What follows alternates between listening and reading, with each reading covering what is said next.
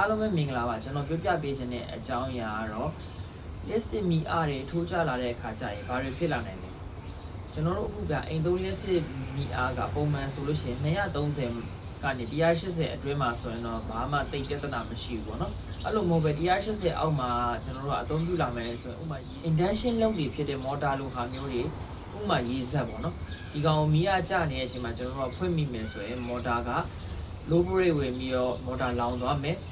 လျှက်စစ်မီးဘူးတွေဆိုလို့ရှိရင်လည်းအပူနေနေမယ်အဲ့လိုမျိုးတွေကျွန်တော်ဖြစ်လာနိုင်တဲ့အပြင်မှာကျွန်တော်တို့ကဒီ voltage ကျရင် ampere တိုးတဲ့သဘောလျှက်စစ်ရဲ့သဘောတဘာဝကြောင့်ကျွန်တော်တို့က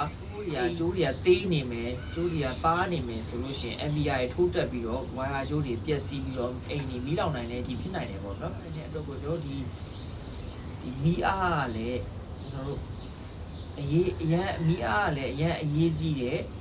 အခန်းကဏ္ဍတစ်ခုမှာရှိတယ်လို့ကျွန်တော်ကတော့ဆိုနိုင်ပါတယ်ဗျအားလုံးကျေးဇူးတင်ပါတယ်ကျွန်တော်နာမည်အားကဖြစ်ပါတယ်